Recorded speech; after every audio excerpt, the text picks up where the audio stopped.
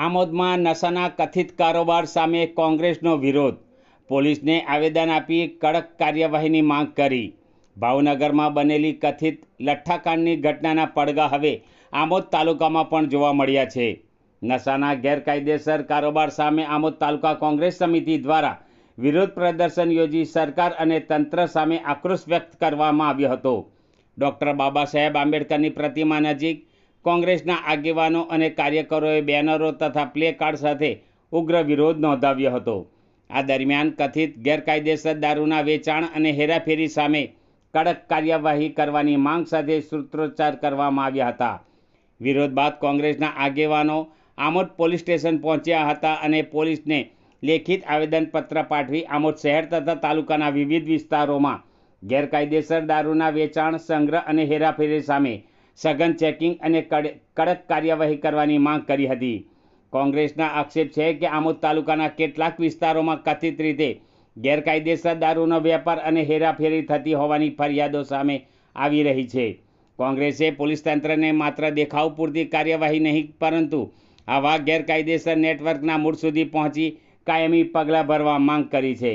આ દરમિયાન આમોદ તાલુકા કોંગ્રેસ પ્રમુખ નરેન્દ્ર પટેલે પોલીસ ઇન્સ્પેક્ટર સમક્ષ બે હાથ જોડીને આમોદમાંથી દારૂનું દૂષણ દૂર કરવા ભાવુક અપીલ કરી હતી. આ ઘટનાનો વિડીયો અને દ્રશ્ય ચર્ચાનો વિષય બન્યું છે.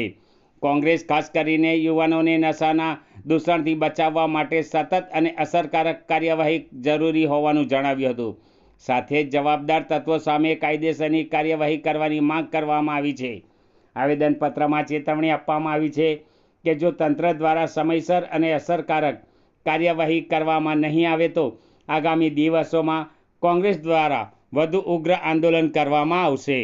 ગુજરાતમાં જ્યારથી ભારતીય જનતા પાર્ટીની સરકાર છે, સામાન્ય માણસ માટે જીવન દુષ્કર બની ગયું છે. આજે મોંઘવારી જુઓ, તમે ડુંગળી જુઓ, ખાંડ જુઓ, તેલ જુઓ. સામાન્ય માણસ 500 રૂપિયા રોજીરોટી કમાયેલો માણસ સાંજે જીવી શકે, ખાઈ શું શકે, એ બહુ મોટો પ્રશ્ન ઊભો થઈ ગયેલો છે. મોંઘવારીએ મજા મૂકી છે. સાથે સાથે લઠ્ઠાકાંડ હમણાં જ ભાવનગરમાં બન્યો. તમે જોયું હશે કે એક બોટલમાંથી 250 બોટલ બની. 120 બોટલ પોલીસને બારામાંથી 130 બોટલ હજુ મળી નથી. તો 130 બોટલ ગુજરાતના કયા ખૂણે છે? 130 પરિવાર હજુ બરબાદ થવાના છે.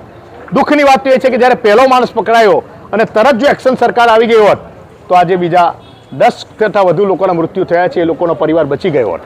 ત્યારે ખોટો દારૂ, ખોટી એક બોટલમાંથી 250 બોટલ કરી અને જે લઠ્ઠાકાંડ કરેલો છે એની સામે આ બુટલેગરોને ઊભા કરવામાં ભારતીય જનતા પાર્ટી દ્વારા જ ઊભા કરવામાં આવેલા છે.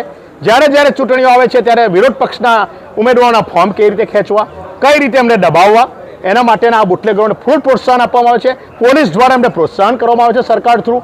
ત્યારે એના વિરોધમાં આજે આ જે કંઈ બનેલું છે, આ સરકારને 1 મિનિટ રહેવાનો અધિકાર નથી. આ ગાંધી સરદારની ભૂમિ છે. હર્ષભાઈ સંઘવી ડાન્સ કરી રહ્યા છે જ્યાં જાય ત્યાં, પણ ડાન્સ કરવાનો નથી. આ તમારે સરકાર ચલાવવાની છે. આ ભોપાભાઈની સરકાર 2027માં ઘેર જવાની છે અને જવાની છે.